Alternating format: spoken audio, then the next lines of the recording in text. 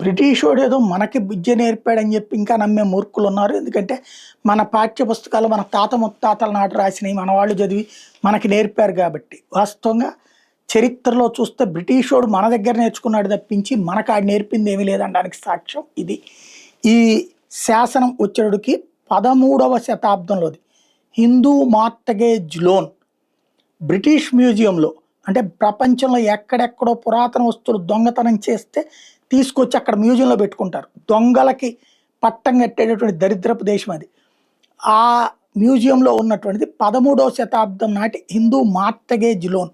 అంటే ఇప్పుడు బ్రిటిష్ వాళ్ళు వచ్చి మేము చదువుకున్న వాళ్ళం కాబట్టి మేము ఈ లోన్ సిస్టమ్ పెట్టాము, పర్సనల్ లోన్లా, క్రెడిట్ కార్డ్ లోన్లా, డెబిట్ కార్డ్ లోన్లా, లేకపోతే ఆస్తి లోన్లా. మార్టగేజ్ లోన్ అంటే ఒక వస్తువుని తాకట్టు పెట్టి రుణం అన్నటువంటిది ఆనాడే ఉంది అనడానికి సజీవమైనటువంటి సాక్ష్యం ఇది.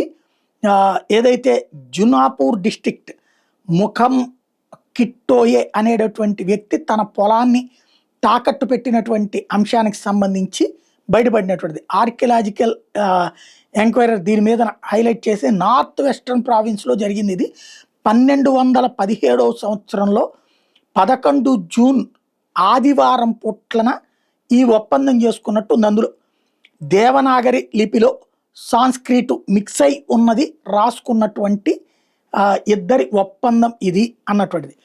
కానీ సోషల్ అండ్ ల్యాండ్ లాసు 1900 అంటే 1800 సంవత్సరాల నుంచి 1900 సంవత్సరాలు మేము రాసామంటారు బ్రిటిష్ వాళ్ళు.